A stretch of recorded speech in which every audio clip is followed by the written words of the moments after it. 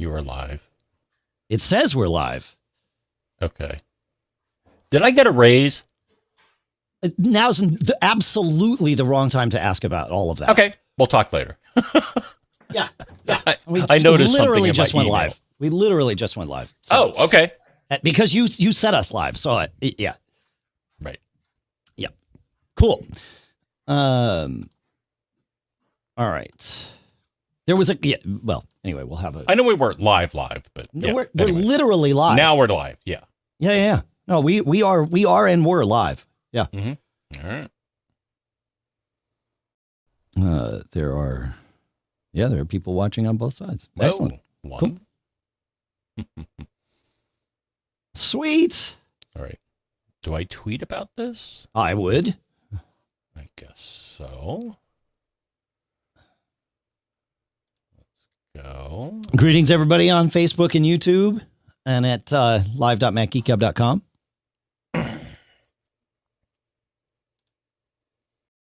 875. All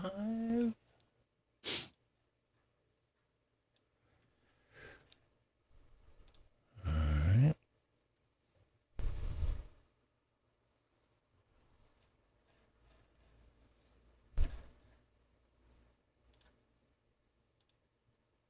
How's everybody doing today? You can find us in the chat room at live.macgeekgab.com, of course. I think I sent out the bat signal, right? Yes. Oh. Bat signal went out. Sweet. Yep. And yes, we will have a special guest today. That was weird. I could have sworn well, maybe I didn't. Okay. Let's set the fan speed to be low. Fan speed. Are we doing fan speeds? Oh, only for my AC unit in here so that it's quieter than the microphone. I have that same issue. Every time we do the podcast, I have to turn off all the fans in the house. I have to Absolutely make the heat high enough or cold low enough so that it's not, that rushing sound. That rushing sound. Yeah, exactly. Yeah. We have these cicadas. I don't know if you ever experienced. So it's like you go outside and it's like this hum. And I actually did this on one of the podcasts. I had the hum, it's just always, I always have it.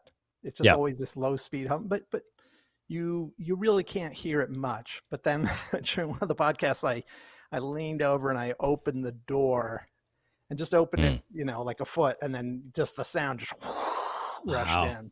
Yeah. Yeah. It's pretty loud. It's amazing what winds up getting picked up by a microphone and what doesn't. Like there are some things that people are like, oh, I'm sorry, you hear my dog scratching around on the floor. It's like, yeah, no, we don't hear that. It's fine. Mm-hmm. So, all right, cool. So let's talk through this. I will ask you each this question. Are there any sacred cows in your agenda that you want to make sure that we get to, Dave? Nope. I mean, okay. I'll talk about anything. You can ask me anything. And, it was all so rich. And there's just so many points of, oh, wow. So agreed. I think we're on the air now? Basically? We're on the air, but we're not recording yet, if that makes sense. Yes. So I think my notes are like in red. Yeah. I got to find that link so I can put it on my iPad. Do you want me to text it to you? Would you mind? I don't mind, Dave. Yeah. Happy to do it, man. Thank you. I appreciate you. Yeah. This is the, the thing where let's hope that makes it to your iPad. It did. There it is. Look Sweet. at that. Awesome. All right. Michael King, you're already on iPad OS 15. There's a little chat room that happens. I'm not going to add. You can join it if you want, Dave, but it's now that gets to be a lot to look at while things are happening. So, well, sadly, it really wants me to jump through a lot of hoops here. Oh yeah, because it's a Google Doc, and the mobile browser on iPad won't show that to you. Yep, because they hate each other. They decided they hate each other. That's correct. Yeah. Okay, so is this MGG chapters and timestamps? That's correct. There it is. I see it. I'm perfect. I'm in. You're in. Okay. I was going to say, I could also just like screenshot your notes and send them to you as a I'm picture. good. Okay. And they're nice and bright and green. They are. So, okay, great. John Braun, do you have any, you're the only John here. I don't know why I said your last name. Do you have any sacred cows that you want to make sure we get to as we talk through this? The only thing, I indicated in the pre-chat is that they Sherlocked. If I had to go for a theme here, is they Sherlocked a whole bunch of things. Great. I'm super interested in that too. I really want to hear about what you think they or what they did Sherlock. I'm sure they always Sherlock something. I just never. I mean, a small example is that FaceTime, they've now brought it to the level of other things like Zoom and all that. Well, Zoom, interestingly, Zoom stock went up today after post Keynote, which I thought was, I was surprised because I thought the same as you. I thought, oh, this is, anyway. And I saw another one. So like Dave and I had a question from someone that was very timely. He was like, hey, how do I AirPlay it on my Mac? It's like, well, there you go. So how about if I'm Dave M, if there's a question? Sure. Because I've worked with so many Daves. I had a company once called Spiderworks. I don't know if you're aware, you've even heard of Spiderworks, but there was a time when Spiderworks was a big deal because, you know, A-Press books? Okay. A-Press bought Spiderworks and that became their Mac and iPhone books. They didn't have any, and suddenly they had a library because all of our books, Danny Goodman wrote books for us, and you know, we had a whole bunch of people that you've heard of wrote books for Spiderworks. Now Spiderworks is an empty website because, you know, A-Press bought us. Of course. But, you know, it's funny. I go down these roads and then I forget why I was going down them. John, people are reporting, and I hear the same thing, that you are overmodulated. So we need to bring your input gain down a little bit. Okay. I guess I'll go to sound. No, I would just turn down the gain of your microphone on your input there, just a hair. Okay, better. Talk spiritedly, please. Talk. I'm talking spiritedly because I have spirit. That looks better on my end for sure. I'm sure people in the live stream will report as well. So how about me? Am I okay? You look and sound great. Thank you, Brian Monroe. I look great too. Yeah, you look and sound. You look marvelous. The Dave M thing. Oh, so I worked with a guy named Dave Wooldridge, one of my best friends. He was, after a while, it just became, he was Dave W. I was Dave M. There you go. You know, all the Daves. Cool.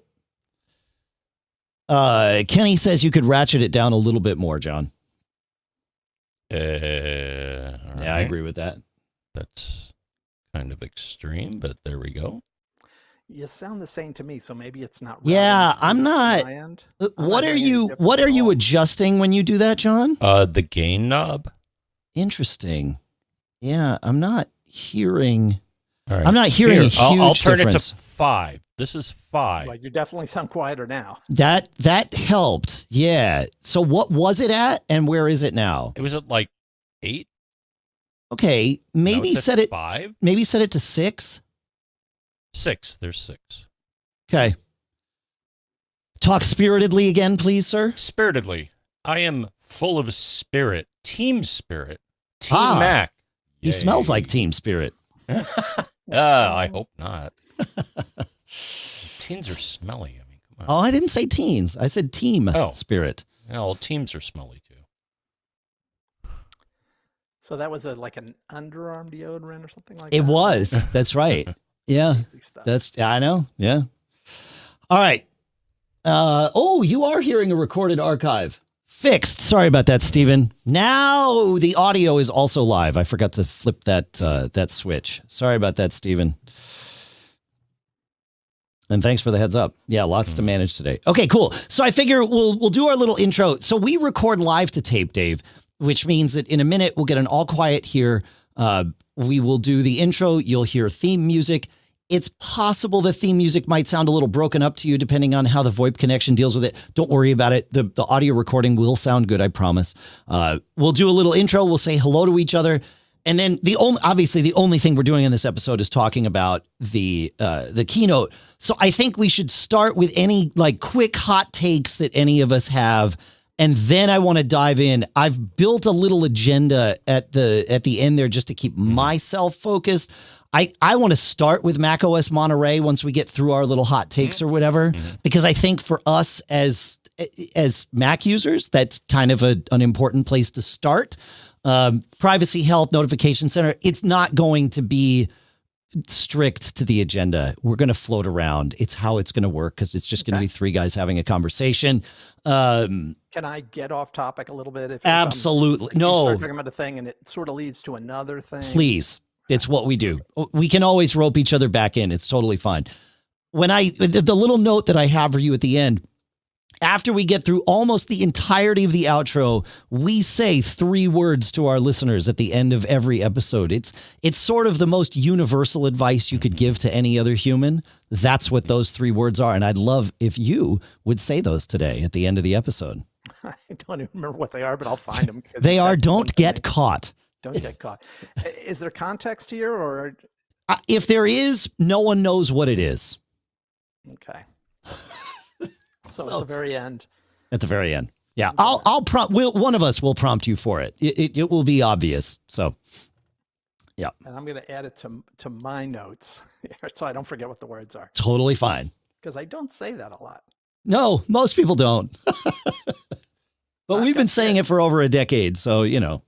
I love it. I love that you've been doing this show for so long. That's cool. Same. Yeah, we Sunday will be our 13th anniversary, June 13th. No, not our 13th anniversary. Our 16th anniversary will be Sunday. Yeah. It's amazing. Yeah, it's amazing. That's cool. That's cool. It's pretty cool. All right. Are we ready? Ready to rock? Ready to roll? Okay. Yes, we are. All right. Then I am going to grab that because I'll screw something up if I don't. Great. All righty. See if I can jump around and actually get this right. So let me hide that. Let me keep that up for now. I don't need that. I'm going through my pre-flight checklist. Everything's good. We've sent the tweet. We did the Firebase. Okay. It's now or never. Yeah. All right. Well, here we go. The Mac Observers, Mac Geek Gab, episode 875 for Monday, June 7th. Special Keynote and State of the Union edition 2021.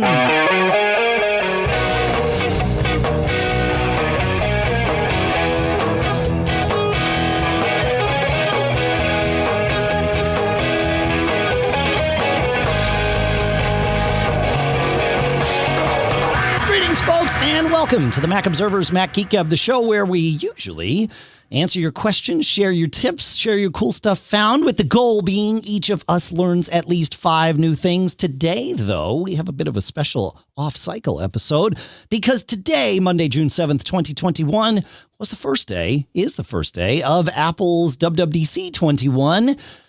And we watched the keynote, and we watched the State of the Union, and we have a lot of thoughts swimming in our heads. So we're going to talk to you about those. Here, as usual, in Durham, New Hampshire, I'm Dave Hamilton. And here in Fairfield, Connecticut, this is John F. Braun and our special guest. Today we have, joining us let's see. He taught 3 different generations how to program. He's written 30 books, including the Macintosh Programming Primer. He is currently the executive editor of The Loop. Dave Mark, thank you so much for joining us for this special conversation today. My great pleasure and an honor, really. It's great to have you here, man. I can't believe we've done this show as long as we have and haven't had you on. Let's put it that way. Well, I've learned so much about podcasting from doing the Dalrymple report. You probably didn't want me before. Okay, well, that's fair. Now I'm acceptable, I think. You are acceptable. Yeah. Thanks for coming on. All right, so we've got lots to talk about here, but let's start with first impressions. Dave, hot takes from the keynote and or State of the Union today. So first, I'd say it was so rich, so much to absorb. I've watched so many keynotes over the years, and this was an incredible keynote. It started weird to me. Like I felt like I was on mushrooms or something, and it was like a psychedelic, weird, odd open. I'm used to that sort of Tim Cook walks out on stage and says "Good morning," and that's the thing, right? And then he gets right into it. This was like weird, like. Well, that was the stuff that was in the at-home WWDC kit that they sent everybody, right?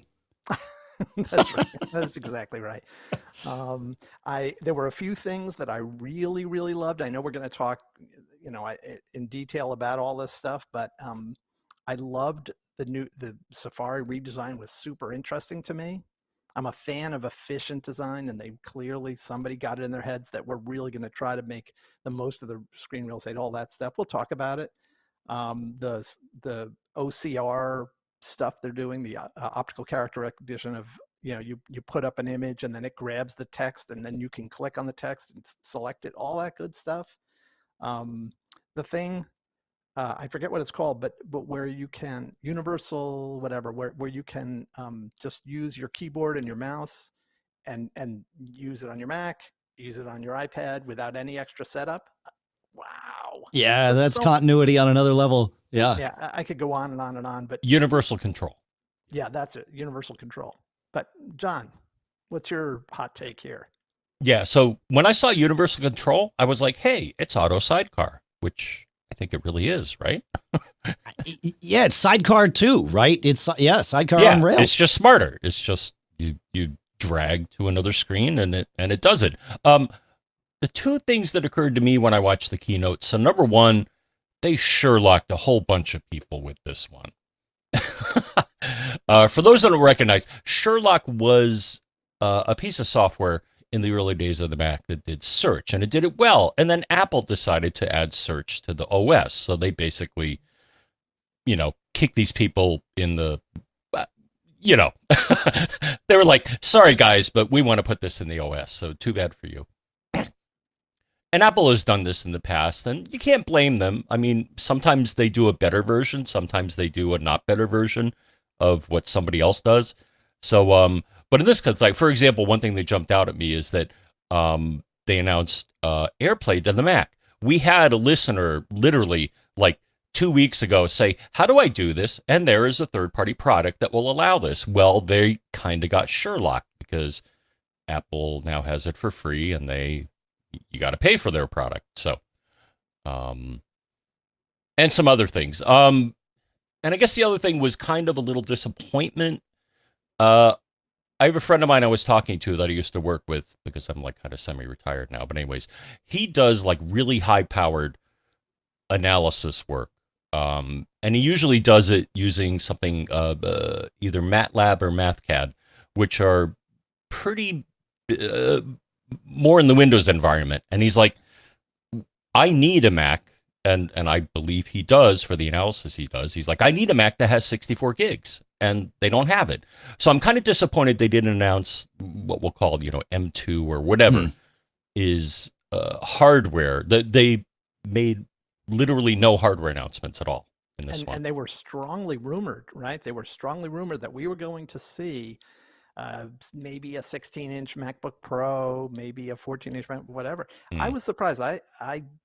But it was so jam-packed. You wonder if they said, we're going to have a separate event to announce this, or it's just wrong and they're not going to do it. No, I think you're right. I think there's going to be an event in a couple of months to talk about new hardware. Yeah, I would think so. Yeah, now is not the time. Now with software. Yeah. Well, okay. So let's talk about software. macOS Monterey, which is the name, assuming you've watched the keynote or at least read some of the news, folks. And I'm kind of jumping into the first thing that gave me a little pause, which was when they talked about automation in macOS Monterey, and the quote was shortcuts. And so they are bringing shortcuts to the Mac, bearing the lead a little bit here, which is great. And didn't it originate on the Mac?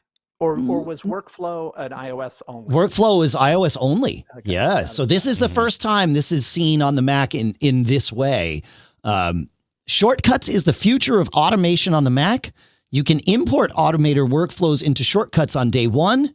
And the third quote, this begins a multi-year transition, which tells me very clearly that AppleScript and Automator are going away in favor of Shortcuts. You don't think I think going away. I do. They may bury it in that it's not the first choice, but I don't know. Boy, but I'm with you. Well, a lot of people were surprised because they were like, when they came out with Shortcuts on iOS, they're like, well, where's the Mac version? Right. Because shortcuts, I'm not a big shortcuts person. I'm aware of it. I've played with it. I've built a couple of shortcuts just because that's my nature. But is Shortcuts built on that same Apple event model down to the, how data is represented the way AppleScript is? No, Shortcuts. Remember, Shortcuts started as Workflow, which was a third-party app. So they could only leverage public APIs. And to have inter-app communication, what they did was they leveraged URLs. And it's that whole URL scheme. Now that it is, acquired by and part of Apple, I'm presuming that they're using more than just URLs. And so maybe some of what we know to be Automator features will actually become first-class features of Shortcuts. I'm a little worried. My instinct here is that AppleScript, it's just not an identical model. No. There's so much, you can get so deep with AppleScript into the way Apple models or data models are constructed. It just feels like they wouldn't just throw that all in the trash. I don't. And yet, remember, Sal Segoyan doesn't work at Apple anymore. So we don't have that internal champion anymore. Yeah. Yeah. So I'm worried, Dave. That's my problem. Well, I have not heard they're replacing AppleScript. Well, the fact that they said this begins a multi-year transition and Shortcuts is the future of automation on the Mac, like those two things together worry me. But maybe I shouldn't be worried. Maybe this is just me holding on to the past, and maybe the future of Shortcuts is this all-powerful thing that we will embrace and know and love. That's what that clicks for me, that last statement. I'm not worried because that's not a thing, that's not a thing for me. That it's not like I built my livelihood on AppleScript. But I do get that there are plenty of people who really depend on AppleScript, and they've built infrastructure that depends on AppleScript. But I would say, if I was guessing, that we're going to see the things you can do with AppleScript migrate so that you can also do them with Shortcuts. Let's hope. It means a maturing of Shortcuts to reflect a more built inside the kimono, as it were, with the private APIs or whatever. But what do I know, right? It's it's all guessing. Well, they did say you can import Automator workflows into Shortcuts on day one. So I think perhaps this tempers some of my concern, right? Because at least the Automator portion of automation on the Mac seems to be preserved going into Shortcuts. The AppleScript is the one that remains the question. And somebody wrote code, right, to understand Automator and then convert it into what it needs to be. So presumably that means Shortcut can understand the complicated things that Automator and AppleScript bring to the table. Let's hope. See. Yeah, we'll find out. That's right. Yeah. Let's see. You mentioned, so while we're on the subject of macOS Monterey, Dave, you mentioned Safari. Talk a little bit more about what you like about the new tab groups and tab bar there. Okay, so for folks at home, the Safari stuff is, it's a real reinvention of the interface. It's like they took let's just talk about Monterey, the Mac version of Safari, but it's impacting every Safari iPad, iPhone, right? Yep. But the Mac version, they basically said, look at all these things that are on the screen. If folks at home, if you've got a Safari window up on your Mac and you look at it, there's a lot of wasted screen real estate there. and they're trying to push that out. It's like bezels on a display. They're trying to, reduce it, make your content be the thing that you're looking at rather than all the controls around it and the ways of magic things. So I like what they did. I think there's some things that confuse me. For example, there's a reload button that you see on your screen right now on your Mac, on your Safari window. There's that circle, snake eating its own tail kind of thing, and then there's the back and the forward buttons. Every Safari window has something along those lines. They're less than, greater than signs, whatever. But I think every browser you use those things, and they appear to be disappearing. It was very quick in the video. It's not like they said, here, well, let's walk you through every element of the interface. It was more, I'm going to show you a quick little example of using this thing, bam, bam, bam, bam, and then it was gone. But Sure. In that short amount of time, one thing I saw was there's no reload button. And I asked about it, and someone, whether they were, I don't know who this person was who told me this, so I didn't vet it in any way. But they said everything's converting to, they actually sent me a screenshot of something, and I don't know what the screenshot was of, but it said, basically, we're moving to pull to refresh. Ooh. On your iPhone, right, when you want to, like in Twitter, for example, you want to reload your Twitter feed, you pull down on the screen. I think 8-bits was the inventor. Oh, not 8-bits, but yeah, but pull to refresh is that original Tweety or whatever it was called. Yeah, Lauren Brichter's thing. Yeah, Lauren Brichter's thing. Thank you. Yeah. That's the correct way to refer to it. Yeah. But pull to refresh. We've had it forever, and it would be interesting if that was true. That first, how do you do that on a Mac with, but it doesn't. Yeah. It's not a thing. But clearly, it's gone. If you look at the screenshot, if you watch the video, you'll see there's no refresh button anymore. Maybe. Yeah, I'm wondering. Interface. I'm wondering if they've.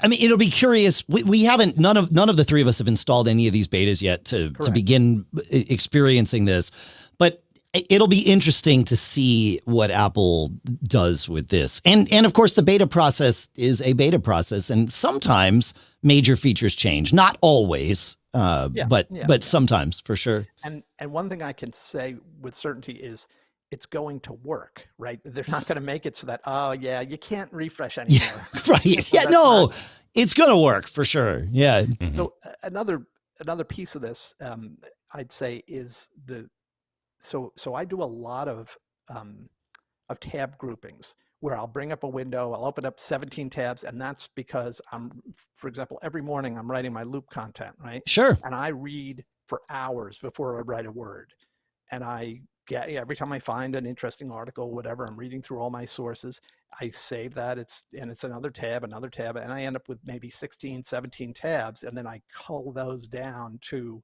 whatever makes the cut for my morning loop writes. But I build a tab set, right? That window that I have open, and then I might have another window with all my sports stuff, or another window with all my programming stuff, whatever it is, and I get frustrated sometimes because a cat will step on my keyboard and close a window. And then I have to laboriously reconstruct history, what I had open. It's not easy to do. This feels like a great solution. I think tab groups is sort of the new bookmarks, that we used to manage years and years ago. John, what about you? What do you do? Thoughts on macOS Monterey? Like I mentioned, the AirPlay feature, I thought was really neat because it replaces the functionality of something you used to have to play for. Could you talk about that a little bit, about what it is? Well, we had a listener write in a couple of weeks ago saying, how do I AirPlay to my Mac? And I'm like, can you even do that? I mean, obviously you can AirPlay from your iDevice to your Apple TV and stuff like that, or from your Mac to your Apple TV. But the question was, can I AirPlay to my Mac? And normally you can't. But we found a third-party product, I can't remember it off the top of my head, that allows both audio and video. You can make your Mac a host to allow AirPlay audio and video streaming. So I was pleasantly surprised that Apple was like, hey, guess what? Now you get this for free. So, because some people have a need for that. I mean, hey, you got this, fancy computer here. Why can't you stream audio and video to it. Well, now you can. Now you can. Yeah, exactly. Yeah, or at they least make that- easier than you could in the past. That's it. They make it easier. Yeah. So I mean, you that's could probably hack something together with screen sharing and audio, but now it's a lot easier. I noticed. What? Go ahead, John. Sorry. No, and then I'm looking at the list here also, and now the other thing is that they kind of, we're seeing now the kind of consolidation, if you will, of macOS and iOS and all the OSs, because a lot of the features they're offering on both. Because I mean, there's always been a shared code base, but they're really enforcing this a lot better now. In that, oh, here's this new feature. Because I noticed this, they were like, here's this new feature on iOS, and oh, by the way, it's a new feature on the Mac as well. It's like, oh, okay, well that kind of makes sense because you're sharing the code. The privacy stuff. I want to get to the privacy stuff in a minute because I want to treat that as a separate topic because I really think it is a separate topic. Before we leave macOS Monterey, though, I want to note something. During the keynote, at the end of each segment, they will throw up a graphic that sort of lists, not lists, but highlights many of the features of whatever it is, macOS 15, or macOS Monterey, sorry, not 15, iOS 15, those sorts of things. Looking at those graphics, there's almost always something on there that they did not talk about. And one of the things for the Mac that they did not talk about is something called low power mode. Now, to your point, John, this is something we've seen on iOS, but now it is part of macOS Monterey. I don't have any details about what low power mode means, but it's definitely a feature of macOS Monterey, as announced by Apple today in that graphic. So we'll have to find out more, but that's kind of an interesting thing, don't you think? That is interesting. I like because there's always been some form of low power mode, like power nap or whatever. I don't even remember all the things, but yeah, no, I think this is going to be. My guess is and this is truly a guess, folks. My guess is that it is mainly focused on M1 Macs, where they can turn off the high power cores or shift more things to the low power cores, depending on what you're doing. They could, maybe turn off. I don't know what they would turn off, but they could certainly turn off background operations like checking mail in the background, which is what they do on iOS, right? Like there's different things that they could do, and we will get to find out. But it is there, so we will get to find out. Yeah, thanks. Yeah. So, all right, go ahead, John. The other thing in Monterey that I thought was, why didn't they do this sooner? And again, third-party products offer this functionality already, like parallels access, but universal control. Sure, which we talked about in the beginning. Yeah, absolutely. Yeah, no, that's absolutely right. Yeah. There's another one that jumps out at me is that it's kind of doing what other third-party products do, which is let you run. And the demo was brilliant, I thought. Just it's like, hey, here's my Mac and here's my other devices, and hey, I just kind of bop between them, and it makes it a whole fluid experience. And I thought that was just well done. Yeah. So very cool. I want to jump in on that. We're never gonna leave macOS Monterey, which is totally fine. That's okay. That's okay. Good. Yeah. But first, absolutely, John, I'm with you. I loved it when I saw it, but it raised some questions for me that I thought was very interesting, which is you can sort of you could drag a Safari window from your Mac to your iPad, say, right? Mm-hmm. You could drag a file from the Finder, I believe, from the Finder to the file manager in iPad OS. Where is the limit on what you can drag? Like, could you you're playing a game in Steam in some way, could you? Well, yeah, they would never let no that way happen. No way. I think it's limited to OS level functions. Yeah, I was joking about that last bit. No, but some Apple apps will already have that cross-pollination. I so just wonder where, is there this API that if you support it, you get to have your stuff dragged from sure. that was really interesting to me, and I'm looking forward to learning more about that. Yeah, same. Yeah. All right, let's talk about privacy, because this was a big one for me.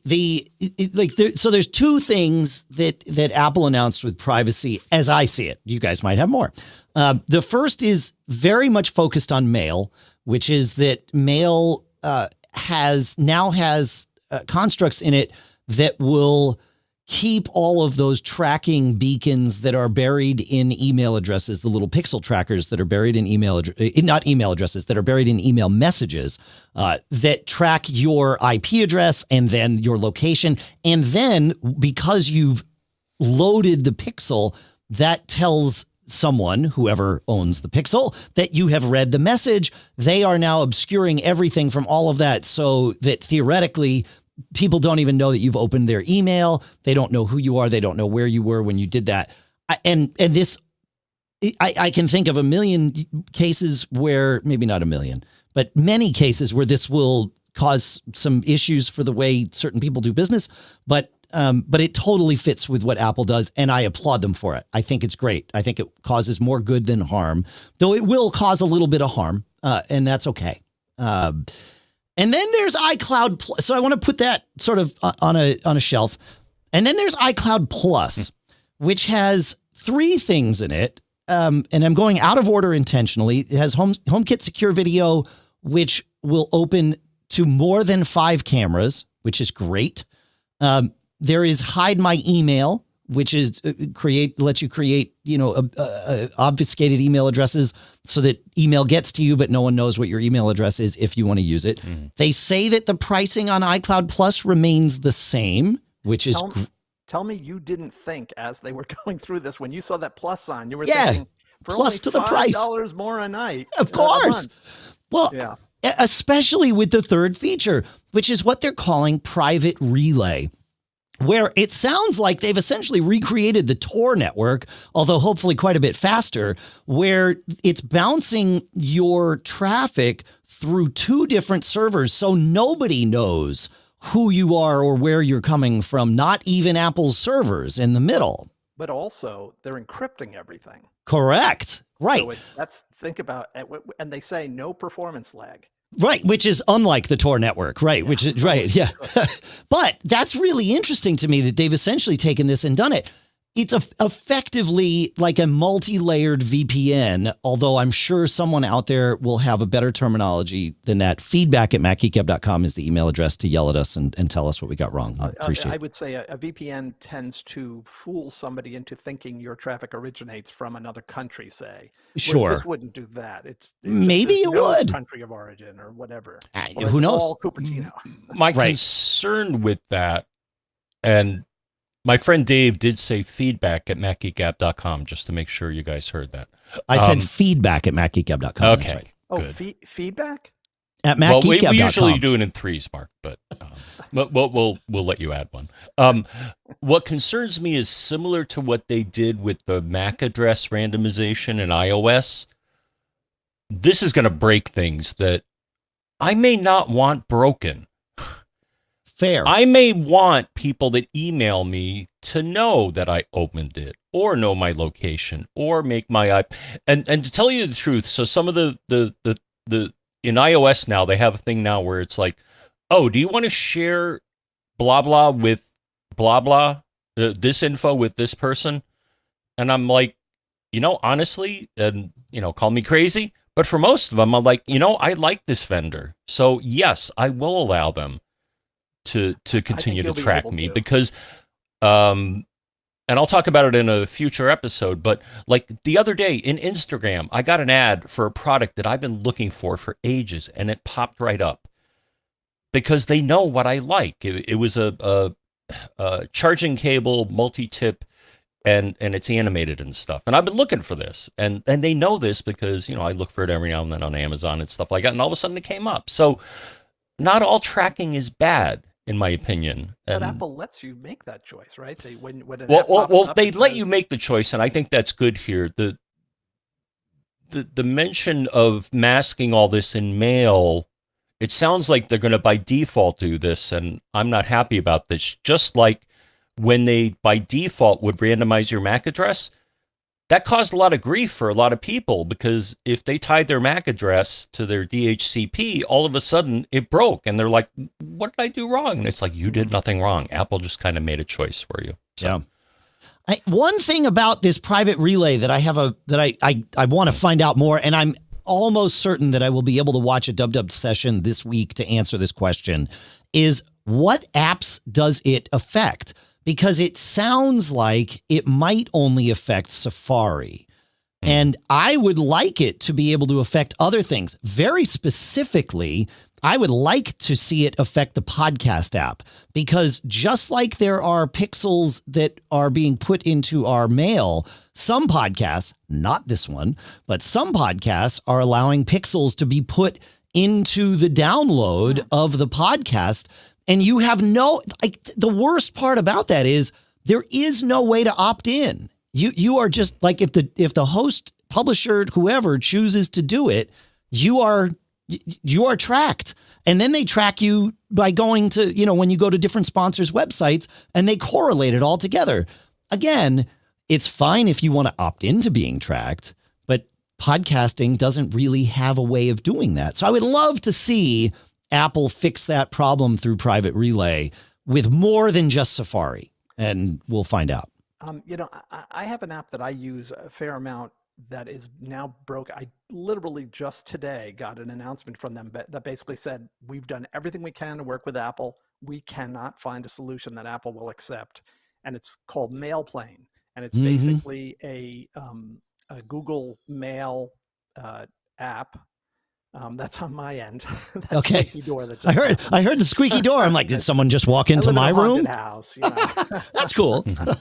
But the basically the app does that thing where they put up in effect a web page with Google Mail on the web page, but they hide everything they can hide. But it's now not going to work anymore. And they sent out a letter saying, basically, we'll be happy to give you your money back, but we can't fix this. And now it's end of life, which it just makes me sad because I'm so used to it. I now need to find a mail client, and I don't know what the good mail client is, but maybe I'll use Monterey's mail. I'll give it another shot. Sure.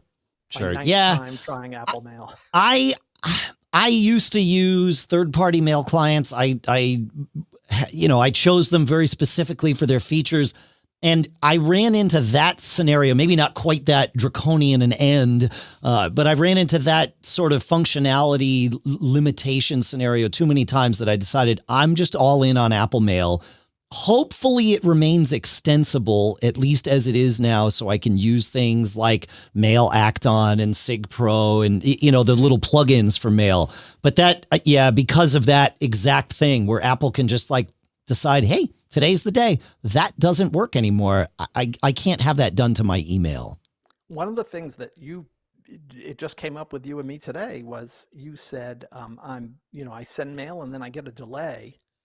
I use that in MailPlane. Is that a thing in Apple Mail that I can send a mail and have it be delayed? It's not, but it is a thing in SmallCubed is the company that makes what they call the SmallCubed suite, which is really a collection of 4 plugins. One of those plugins is called Mail Acton, and Mail Acton lets me do that, among many other things. But that is a mail plugin, or it's a mail plugin. Huh. Yeah, I'll put it in the show notes, and I'll because we're buddies here now. I'll send you a link to the thing. But yep. No, Mail Acton is great for that. And as a aside, delaying my email, and I choose to have it delayed by 2 minutes by default. You can choose whatever you want, including none. No delay. But that 2-minute delay has saved my bacon more times than I care to admit.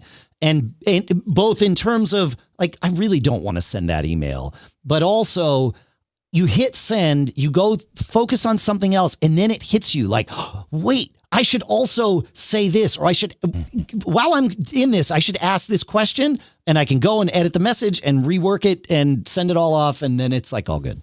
I also have it warn me if the word attach is in the email, and yet there is no attachment. Yep. Same thing. Yep. That's funny. So yeah, SmallCube's mail suite, which has Mail Acton in it, is your answer there. So sorry to derail the conversation, but that's a good one. So, is there any more on privacy before we jump to the next thing? I want to make sure whatever we talk about, that we do talk about the developer tools at least briefly, because I think there's some things in there that are important. In fact, and I also want to make sure we talk about notifications. because there were some things in the State of the Union that explained a lot more detail about the whole notifications thing. So if you guys don't have any objection, I'd love to jump to notifications here, and then we can jump to whatever's next. Yeah. So this part was really interesting, and I got to bring up my notes here from the State of the Union. So the State of the Union is Apple's sort of second keynote of the day that's very much focused on developers. And they focused one section of it on Focus, the whole new Focus infrastructure that exists inside of iOS 15. And one of the things that changes dramatically in iOS 15 is, or gets enhanced dramatically, is notifications. We have notification grouping. What do they call it? They called it something that I'm forgetting. Anyway, but they talked about 4 different notification levels. Right now, we have one notification level or type, but now there are 4. There are passive notifications. There are active notifications, which are the current ones. So that's what we currently have, are active notifications. There are time-sensitive notifications. These are things that hang on the lock screen a little bit longer. They're announced by Siri, and they will bypass the notification summary. So an active notification might get put into the summary, but the time-sensitive ones will be displayed separately. And then there's a 4th one called critical notifications that can play a sound even if your device is muted, but these require a special and Apple-approved entitlement in order for the app to be able to send this kind of notification. So not everybody's going to be able to do this, which is good, because otherwise it'd be a mess. But I found that was very interesting, that how they're breaking that out. And that's how they're deciding to put things in the notification summary or not. Any thoughts on that, Dave? Okay, I guess you're John, talking. Go ahead. Yeah, Focus, right? that's what we're talking about. Yes. My only concern is that it's nice to have a level of granularity. I'm afraid I want to see how they pull it off, because it sounds like it may be a bit too complex for most people to deal with. It might. It's like, so wait, now I got to create like these levels of notification importance and stuff. And it's like, I don't have time for that. Well, but there's the developer side where you have to sort of create a scheme of priority numbers. You know, we're going to make this kind of thing, this kind of a notification. I'll give it this number, and I'll give this one a lower number. That's just so they can work. I don't think that's terrible for a developer. I think as a user, though, and I haven't seen it, so it's hard to say. But as a user, that's where I worry that the complexity is going to get in, where I have to sort of grade everything and figure out I have 17 levels of allowing notifications, and am I going to be able to deal with all these things? Is my dad going to be able to deal with all these levels of notification? Right. In the State of the Union, they talked about how there will be, they didn't use this term, but I will, because it's what made sense to me, Siri suggestion style recommendations, where your iPhone will suggest to you, hey, you might want to call this app a work app, or this app a home app, or maybe relegate this. And one of the things they said there, which I thought was huge, again, these buried little nuggets that we find in the State of the Union, was they said, for example, it can offer to mute a single conversation, a messages conversation, for a limited amount of time. I can't tell you how many times I've wanted to mute a single messages conversation, but only for a day or only for an hour. And so it sounds like we will get that granularity in messages. And again, they didn't announce that, but if Siri's going to be able to offer to have me do it, hopefully I can do it on my own. Yeah, no, that actually makes a lot of sense. When you use that example, because I certainly would, I just do it the way it normally was. And then there'd come a time when everybody's chatting about this thing that's happening that I just don't care about. Right. And it's going on. And I know that it's a temporary, muting for a day would be great. I'll just look for that and I'll set it and I'll react to it. That's how I'd learn that particular version. So I like this. I do like that. Yeah, so that part I like. There was something else that they showed in messages. Craig Federighi showed that you could pin a message to come back to it later, but he was using it for like when somebody sent a news article or something, but he definitely showed that you could pin a message. I hope that we have the ability to pin any message we as the user choose, because so many times I'll get a text message from someone and often what I'll say is, hey, can you message me again so that I leave it unread so I know to come back to this? Because otherwise I'm not going to remember to come back. I want to mark a message as unread. Correct. Just like I can with an email. Just like an email. It's my reminder that I have a text that somebody sent me that is so important to me because it's telling me I have to do a thing. Yeah. And I'm doing everything I can to not accidentally read that message because then I'll lose it. Because then you lose it. Yeah. Yeah. It's like I want to peek into it without making it read. Or like you said, just simply make it unread would be the key. So is it you brought up Craig Federighi. I did. And I just want to say, and if we want to push this off, that's fine. But if we can take a moment, he has become my favorite part of every single keynote. And part of it is, I think, and I clearly Apple gets this and they're playing it up. You could see that they're turning the dial on Craig to 11 because he did some magic stuff today. Like he pushed a button and then a hole appeared. And then he jumped an iPad fell out of the sky into his hands. And did you hear the little Foley edit there where it went zoop? Yes. And then he caught it. And then he had like the secret agent car to go to the secret lab, supposedly secret lab. That was a beautiful. It was like, hey, it's a nice car, Craig. Yeah. I don't know what type of car it was, but it looked pretty fancy. Yeah, we don't have to talk about him some more. I wanted to mention that because. But it is interesting that they have made him sort of the. I mean, he's a smart guy, so to call him comic relief is limiting it unintentionally. But he is a personable, he is a charismatic guy, and they are absolutely embracing that, which they should. I think it's a great idea. Yeah. No, I love it. And I so appreciated all the different things he did. He ran, he jumped out of a screen at one point. Yeah. He just, he really. No, he's the rock star. Yeah. Yeah. He's the rock star. Yeah. Which is fine. They need one at least. Yeah. All right. Is there more on Notification Center? Can we talk about developer tools a little bit? Sure. Okay. Can we talk about just one cross-platform feature that kind of... We don't have to end with developer tools. I'm just asking if we're done with Notification Center. That's all. Oh, yeah, we are. But okay. No, one thing I want to toss out here that kind of caught my attention was the whole sharing thing, especially from an IP standpoint. So like all of a sudden I can stream all my stuff, be it my music or my movies, to my friends. And it's like, I mean, when you think about it technically, I mean, I could invite all my friends over physically and we could all listen to the same music and watch the same movie. Now they're allowing that virtually, but the IP implications and the copyright implications on that to me kind of have me scratching my head in that, but you know, Disney is on board and a whole bunch of big players are on board allowing this. So I don't think you're going to be able to join that party. Say that whole thing again, Dave, so that people hear what you're saying about this. And I apologize for interrupting you, John, but I was just saying that I think this is just the way I heard it. If let's say the three of us wanted to have a party and we all wanted to watch that new Cruella movie, right? Then we all need to have access to it to be able to watch it. Or Ted Lasso is a better example.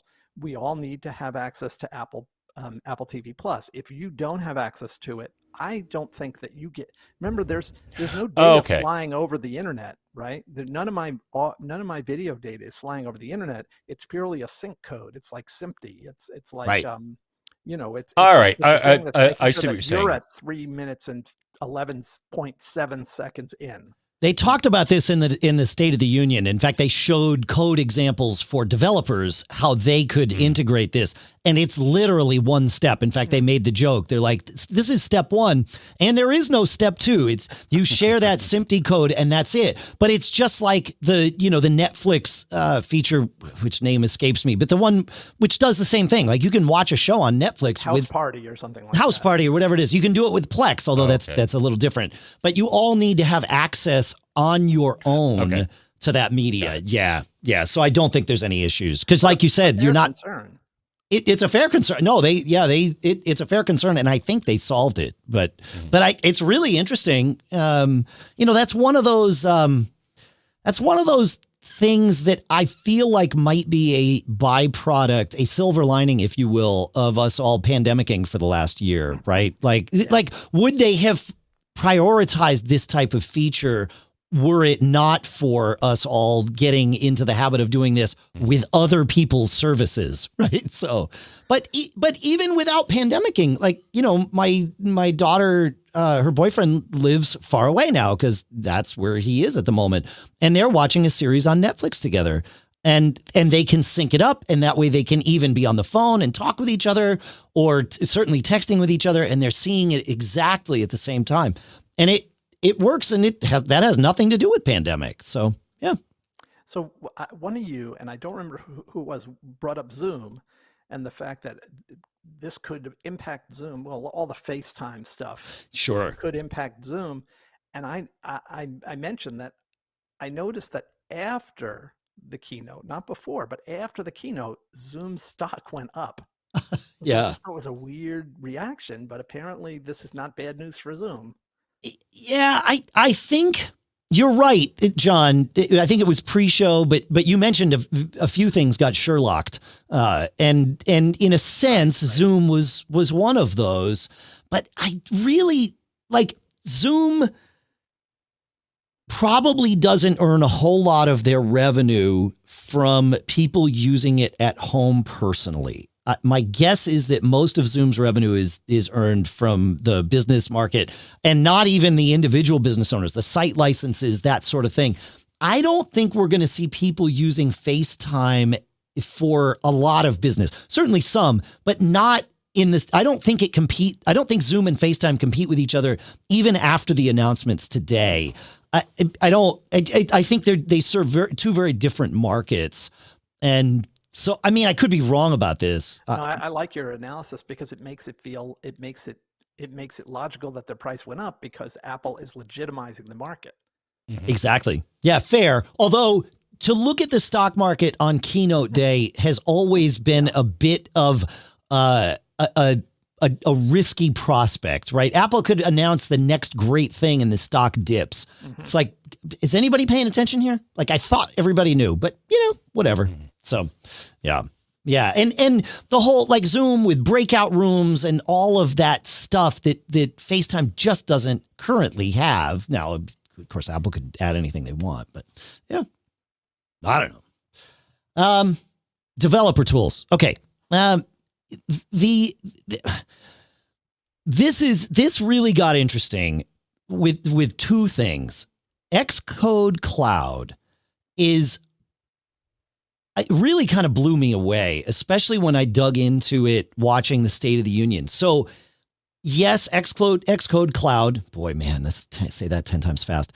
They must have rehearsed this because I'm having trouble with it. Xcode Cloud is allows you to collaborate for sure. And that's what it sounds like it is when you hear the name, or at least that's what I thought it was when I heard the name. It was some sort of cloud collaboration thing, and that's awesome. But yes, it has that in there. However, that's not what Xcode Cloud is. What Xcode Cloud is you getting to leverage Apple's servers to build your apps and do all of your UI and unit testing and all of that without doing it on your computer and also without leaving Xcode. So you can set all this stuff to happen as a developer. You push a change and you can have it build on every push if you want. And my guess is because you're using Apple servers to do your builds that they're going to happen way faster than you could probably do them in your own offices. So one little piece of this that I puzzled about, and I still don't know the answer to it, and this may be my lack of understanding of all the different pieces of this chain, but specifically, it sounded like I could run tests on every single device that Apple makes and historically continues to support, not has ever made, but continues to support, without my having to go out and buy 17 different iPhones and iPads and Macs. Did you get that sense too? Absolutely. Yeah. And you can set it to do those tests on every build or whenever you want it to. Like, you don't have to stop and say, hey, go do these tests. And also, if you have, they used an example of, when you have an intermittent bug, right? One that crashes sometimes, but not all the time. You can have it, I think by default, it runs a test until it hits a crash. You can have it run a test 100 times. And if you get a crash 50% of those, well, that gives you different information, right? Yeah. And you get full screenshots of it being tested on all devices in all different modes, portrait, landscape, dark mode, light mode. Like I realize for us as users, we don't really care about this. However, knowing what it is like to be focusing on doing your development or doing anything that is immersive and then having to back out of that to do a build and wait for the build server and wait for your tests and okay, it's all on the same computer. So now my CPU is like skyrocketing. I think this, I think it's possible we may not be able to give this enough of a highlight to really show the difference that it's going to make long term. I think this is huge. Huge. Huge. But it's not my favorite thing of the developer tools, but go ahead and you say that, because I know you got two on your list. Okay. Well, my second one was Swift concurrency. Really? You don't have my number one thing on your list. That's the beauty of having three of us here on my list. But that's the beauty of having three of us here. And I know that's one of those, the concurrency thing is just one of those things I've heard developers complain about, the ones that say, I don't want to move to Swift because concurrency is a difficult thing to do. It's convoluted. I want to be able to have stuff run on separate threads. And the examples that they showed in the State of the Union made it very obvious that the whole multi-threading of Swift is brought yet more to a first-class citizen, which I'm hoping that the developers that were complaining about moving to Swift because of this actually now move to Swift and don't just find something else to complain about. I just wrote a big audio processing app in Swift. So all of this is Swift, and I had to deal with a bunch of concurrency issues and dispatch queues and your interface has to run on the main and all that stuff. And I honestly, when I started, I really didn't know my way around all the different dispatch queues and what to use when, and how to wrap things properly, right? Sure. And so I ended up making a lot of mistakes, and testing can be with concurrency can be really difficult because it's hard to know what's suddenly in the why did that cause it to crash, it's right? not tied to a piece of user interface, right? You didn't push a button and it crashed. It was 4 processes running at the same time, and they sometimes they would run into each other and sometimes they wouldn't. So I love this concurrency to simplify it, because it really is some really naughty code. Yeah. But it wasn't my favorite thing. What was your favorite That's why thing, I Dave? always like writing John. embedded code, because typically embedded code is single-threaded. Well, right. Multi-threaded code, the possibility for disaster grows exponentially, as I'm sure you've found, because now I got to keep track of 100 things happening at once versus one. Then again, having multiple cores and being able to do multiple things at once is cool, as long as it's managed properly. Well, so, we as users like apps that run with concurrency. As developers, we like the simplicity. So, yeah. So, John, I'm waiting for that other shoe to drop. What's the other thing you were going? I think they mentioned something about being able to develop apps on the iOS device. I think you've got it. Almost. Not on iOS, but on iPadOS. Or iPadOS, yes. Okay. Yeah, Playgrounds and iPadOS are now. I've been saying this for so long that the iPad will never be my main machine until I can build an app and put it on the App Store with that machine. Because Mhm. if I have to go back to macOS and write all my code in macOS, all that stuff, then I might as well just work on my Mac. And now I'm like, wow, Playgrounds on an iPad, which you've always had Playgrounds on an iPad, but Right. Playgrounds on an iPad where you can, without touching a Mac, you can hit submit and put your app on the App Store. That's amazing. I think that's gigantic. Oh, that's huge. Yeah. No, you're right. It is bigger than concurrency for sure, because it opens the door for so many people in so many different ways. Yeah. Yeah, And I really wasn't judging the relative merits of them. I just wanted to include that one. Of course. Yeah, that's why we're all here. Yeah. Yeah. No, for clarity, you can build iOS and iPadOS apps with Swift Playgrounds on iPad. So you can't build macOS apps in Swift Playgrounds on iPad. Yet. But yeah, fair. Although you're going to be able to build an app. Yeah. I would almost guarantee this. You're going to build an app. It's going to be buildable on an iPad. You're going to build it in Swift UI, in some future version of Swift UI. Yeah. And it's going to have all the Mac elements you need to build an app that maybe won't run as natively or as pretty or as perfectly as your Mac apps run, but that it'll run on a Mac, and someone who wasn't sophisticated would run it and think it was built-in a native Mac app. I believe that's true. I believe it's coming eventually. If not, next year, maybe the year after. Yeah, Right. fair. So, the feature I think is across platforms here, but Dave, I wanted to ask you about this.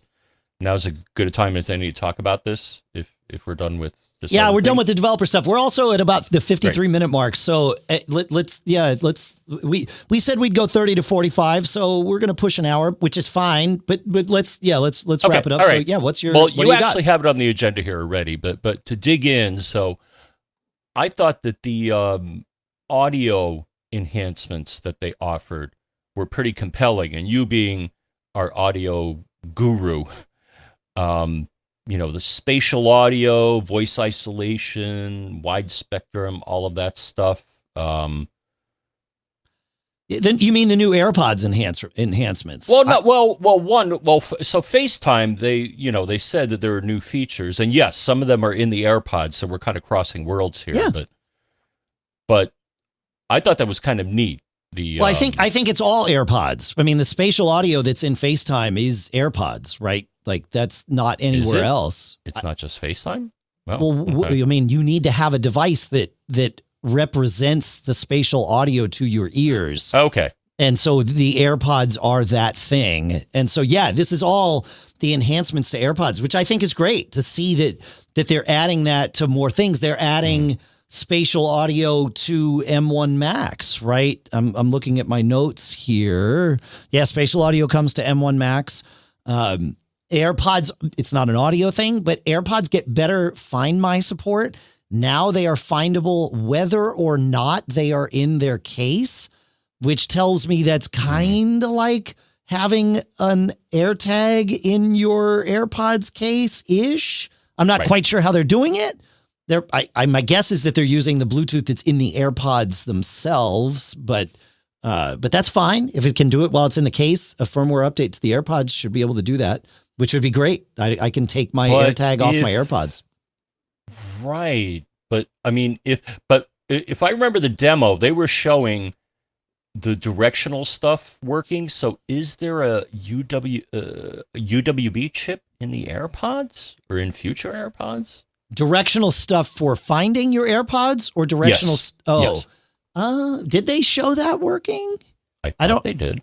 I thought they were like, hey, you want to find your AirPods and you lost them. You can, Right, but it's like just with AirTags. You can.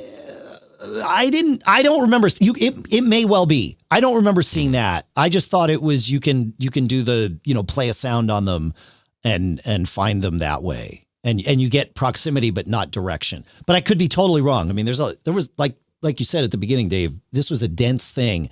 I missed a lot. I'm sure we all did. Yeah. There's even more. Yeah. There was a thing you were talking about AirPods. There was a thing where they showed you could have your AirPods in your ear and you would hear people talking, and you could turn in your ears, you could turn off the back, somehow process machine learning, I guess, turn down the background noise. So you're in a crowded restaurant with hard surfaces, that kind of makes it hard to hear everybody around the table. And then someone's talking, and if they're the directional thing, I think, if they're talking at you, Mm-hmm. There's like it detects their sound coming directly at you, and it filters out the stuff that's not coming directly at you. Something along, you saw that. Yeah, no, it's essentially it's a bipolar microphone, right? Because you've got microphones on each AirPod, so it knows what sound is coming into both mics equally. Effectively, let's assume that's the person in front of you, and let's filter everything else out. That's my guess as to how they're doing that. But it's a fantastic feature. Yeah, because they've had similar things before where you can use your iPhone, like you slide your iPhone across the table and use the microphone on your iPhone to feed your AirPods, and you can do that. But this makes it even better because it's just because way less obvious, I think. I don't know. I mean, you still have your AirPods in. You probably need to tell people what you're doing, otherwise they think you're listening to music.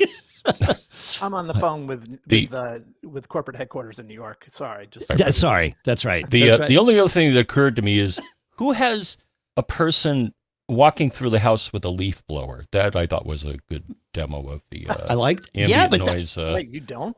Yeah. Well, how do you clean your kitchen? No. Yeah. How do you?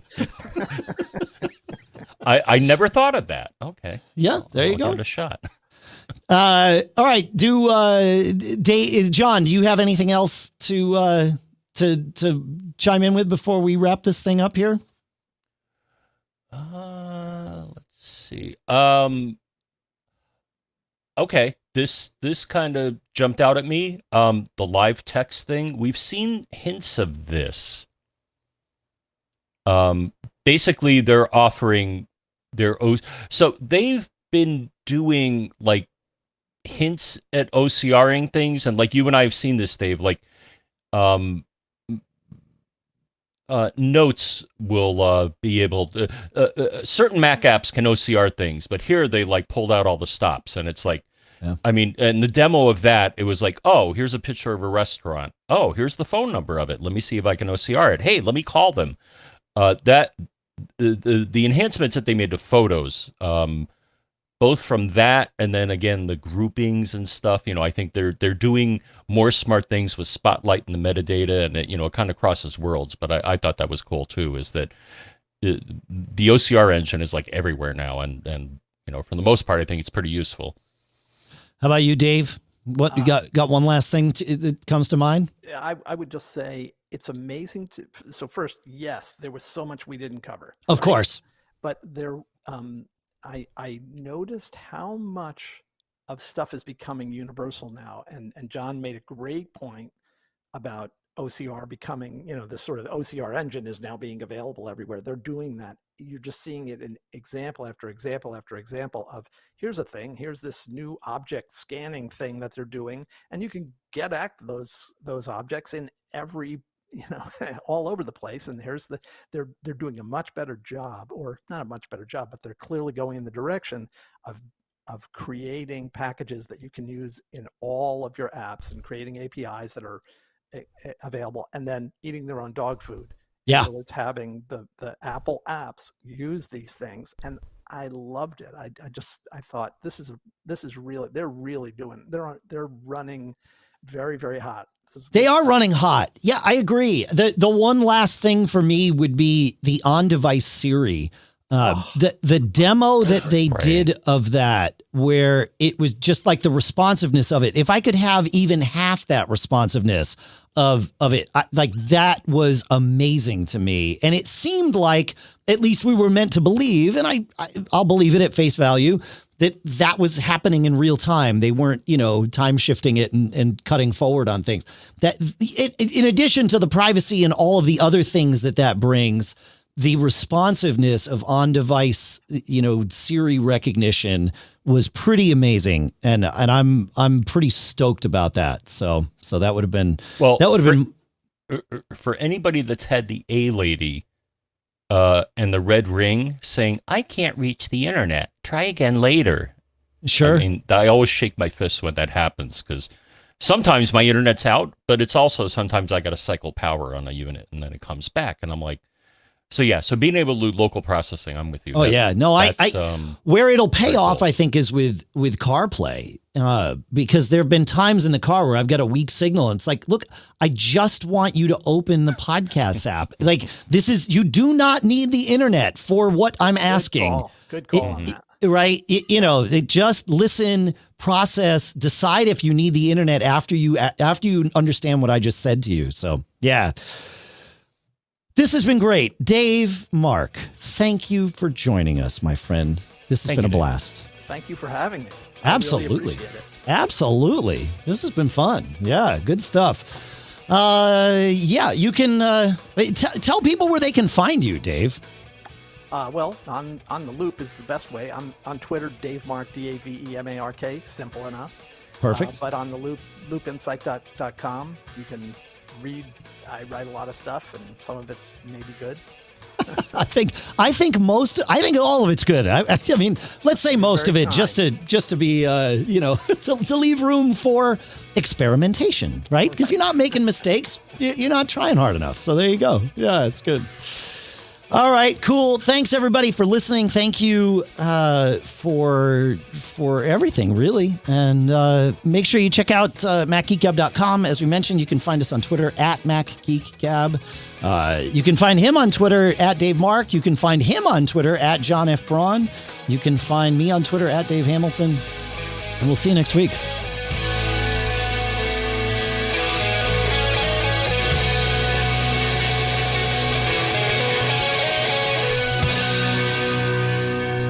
Dave, there's something at the end of each episode. We like to say 3 words to our listeners, just generic good advice. Might there be 3 words of inspiration you would like to share with our listeners?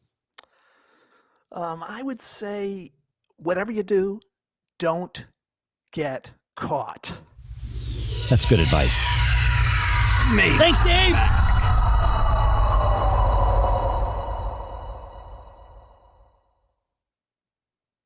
And we're out. The tape is cut. We are still live to the stream, but the recording of the show is cut. So I always warn people of that, because sometimes people will say, hey, so there's this thing I wanted to tell you. It's like, that, yeah. Not right like now. I did at the beginning. Whoops. Correct. Dave, after you're the one that put it live. Well, I didn't think it'd go live immediately. That's what happens. Oh, well. Hey, thank you so much, nobody guys. knows what I'm This talking really about was- anyways. Thank so you, much Dave. fun. I really You're had a welcome. blast. Yeah, this is great. This is awesome. And Fun Dave, stuff. I'll have to see how I can gift Jim a Heineken. That's right. We will gift That Jim a would- Heineken. That would make me a friend. I There hear you he go. likes it. He does. That's right. I'm not a fan, but All right, cool. Everybody, thanks for listening. And we are going to end the broadcast now. So we will see you next week. Take it easy. All right. I have ended the audio stream. John, you are in control of the I'm video going to stream. end the stream